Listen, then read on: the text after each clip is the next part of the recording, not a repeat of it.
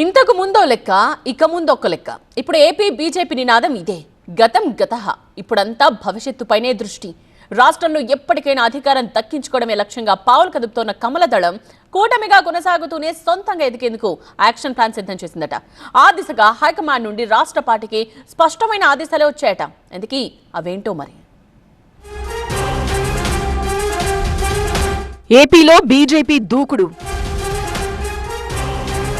ఎంపీలు ఎమ్మెల్యేలే కాదు, స్థానిక ఎన్నికల్లోనూ సత్తా చాటే వ్యూహం. సామాన్య కార్యకర్తకు సైతం పదవులు. ఉమ్మడి రాష్ట్రం నుంచి ఏపీలో బీజేపీ ఉన్నా ఇప్పుడున్నంత జోష్లో మాత్రం ఎప్పుడూ లేదు. 2024లో టీడీపీ జనసేనలతో కలిసి కూటమిగా బరిలోకి దిగిన కమల దళం 3 ఎంపీ స్థానాలు, 8 ఎమ్మెల్యే స్థానాలు గెలుచుకుని సరికొత్త జోష్తో ముందుకు సాగుతోంది. ఇప్పుడు కూటమి పక్షంగా బలపడిన పార్టీ ఫ్యూచర్లో సొంతంగా ఎదిగేందుకు ప్లాన్ చేసుకుంటోంది. అందుకే ఇప్పుడు లెక్క మారింది. ఎత్తుగడలు కూడా మారాయి. కేవలం ఎంపీ సీట్లు, ఎమ్మెల్యే సీట్లకే పరిమితం కాకూడదని నిర్ణయించుకున్న కమల దళం రాబోయే స్థానిక సంస్థల ఎన్నికల కోసం సమర శంఖం పూరించాలని డిసైడ్ అయింది. ఇప్పటికే సంస్థాగత ఎన్నికలను పూర్తి చేసుకుని రాష్ట్ర పార్టీకి కొత్త అధ్యక్షుడిని కూడా నియమించుకున్న ఏపీ కాషాయ సేన కథనోత్సాహంతో ముందుకు సాగుతోంది.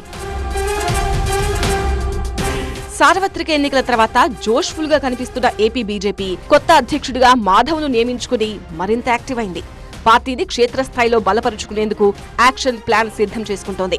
అందుకోసం పార్టీలో భారీ మార్పులకు శ్రీకారం చుట్టింది. కార్యకర్తల నుంచి నాయకుల వరకు ప్రతి విషయంలోనూ స్పష్టత ఉండేలా రూట్ మ్యాప్ రెడీ చేసుకుంటోంది.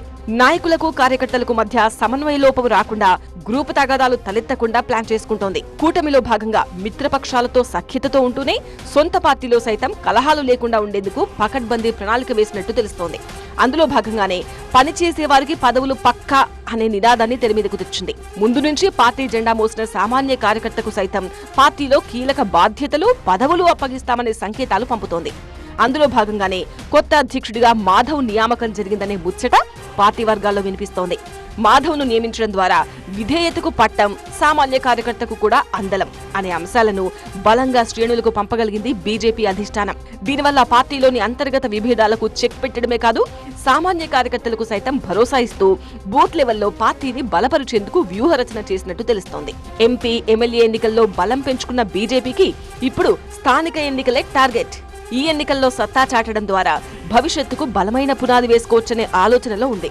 అందుకు తగ్గట్టే పొత్తులో భాగంగా భారీగానే ఎంపీటీసీ, జెడ్పీటీసీ సీట్లు తీసుకునేందుకు ప్లాన్ చేసినట్టు తెలుస్తోంది. 2024 ఎన్నికల్లో కూటమి పక్షంగా 10 ఎమ్మెల్యే సీట్లను, 6 ఎంపీ సీట్లను తీసుకున్న బీజేపీ అందులో 8 ఎమ్మెల్యేలను, 3 ఎంపీ స్థానాలను గెలుచుకుని ఫుల్ కాన్ఫిడెన్స్ తో ఉంది.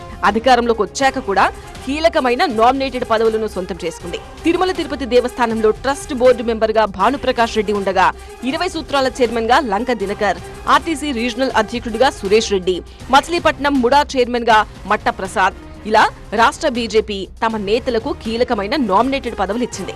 రాష్ట్ర వ్యాప్తంగా చాలా నియోజకవర్గాల్లో ఇప్పుడు బీజేపీకి సైతం సొంతంగా ఒక గుర్తింపు వచ్చింది.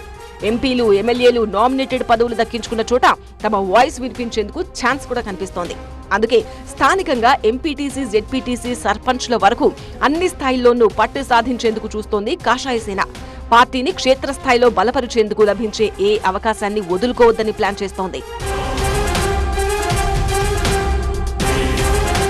అధికార పక్షంగా కూటమి పార్టీలతో సమన్వయం చేసుకుంటూ ముందుకెళ్తూనే సొంతంగా ఎదిగే వ్యూహాన్ని అమల్లో పెడుతోంది రాష్ట్ర బీజేపీ. అందుకే ప్రతి నియోజకవర్గంలో జరిగే ఏ కార్యక్రమంలో అయినా బీజేపీ సామాన్య కార్యకర్తల భాగస్వామ్యం ఉండేలా చూస్తోంది. వారికి సైతం పార్టీ పదవులో, ప్రభుత్వ పదవులో వచ్చేలాగా యాక్షన్ ప్లాన్ సిద్ధం చేస్తోంది. రాష్ట్ర అభివృద్ధికి కేంద్రంలోని ఎన్డీఏ సర్కార్ పూర్తి సహాయ సహకారాలు అందిస్తోందన్న విషయాన్ని ప్రజల్లోకి బలంగా తీసుకువెళ్లేందుకు ఇదే సరైన మార్గమని భావిస్తున్న బీజేపీ కూటమిలో పదవుల కోసం నేరుగా ఒత్తిడి చేస్తోంది. డబుల్ ఇంజన్ సర్కార్తో డబుల్ స్పీడ్తో ఏపీ అభివృద్ధి సాగుతోంది కాబట్టి తమకు ప్రాధాన్యం ఇవ్వాలనేది కాషాయ నేతల డిమాండ్గా తెలుస్తోంది. ఇలా పార్టీ సంస్థాగత వృద్ధి కోసం ఎదురొచ్చే ఏ ఒక్క అవకాశాన్ని కూడా వదులుకోకుండా చూసుకుంటోంది బీజేపీ. మరి ఈ ప్లాన్ ఎంతవరకు సక్సెస్ అవుతుందో చూడాలి.